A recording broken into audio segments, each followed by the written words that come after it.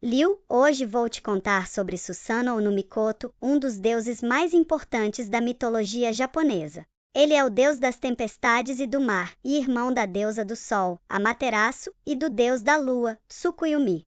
Quando chove e venta, é culpa dele. Mais ou menos.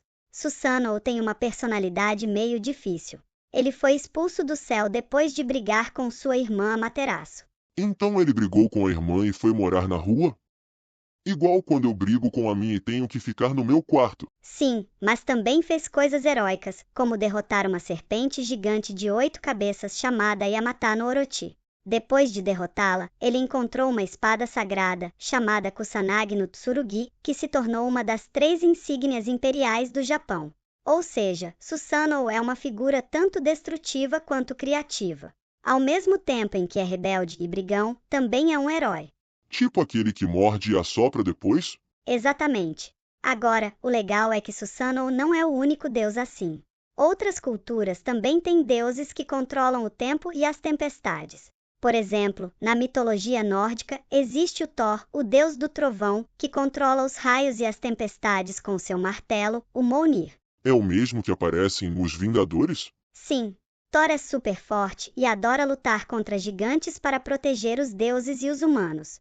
Ele é um verdadeiro herói, mas também pode ser meio teimoso e impetuoso, como Susanoo.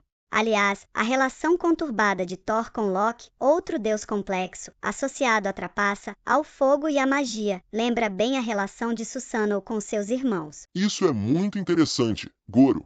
Existem outros deuses nessa linha, como Indra, na mitologia hindu, que também controla as tempestades. Ele é um guerreiro poderoso que luta contra demônios, usando seu raio, o Vajra. E até na América Central, os maias tinham o deus Chaak, que trazia a chuva com seus relâmpagos. E na mitologia asteca havia o Tlaloc, outro deus da chuva e das tempestades. Então em todo lugar do mundo tem um deus nervosinho e legal controlando o clima? Pode-se dizer que sim. Esses deuses mostram como as pessoas em diferentes culturas viam as forças da natureza como poderosas e imprevisíveis. Mas Goro, de onde vem o barulho do trovão e o brilho do relâmpago? É porque esses deuses estão usando alguma arma especial ou algo assim? Ótima pergunta, Liu. Em muitas mitologias, os trovões e relâmpagos eram realmente associados a armas ou instrumentos que esses deuses possuíam. Por exemplo, Thor, na mitologia nórdica, usava seu martelo Mjolnir para criar trovões. E na mitologia hindu, Indra usava o Vajra, um raio divino, para combater os demônios.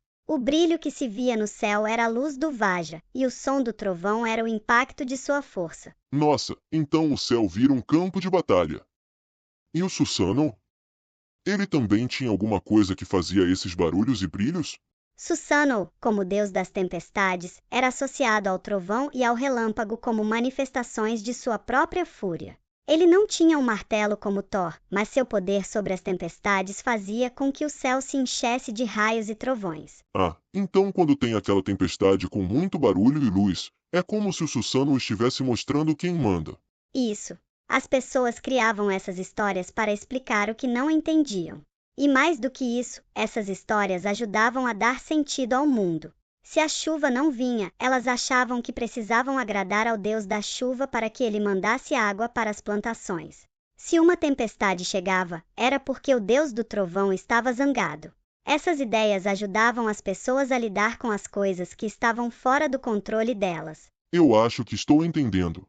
E por isso, mesmo em culturas que nunca se encontraram, surgiram deuses parecidos. Porque, no fundo, todo mundo estava tentando resolver os mesmos mistérios. Porque chove, porque relampeja, porque o mar fica bravo.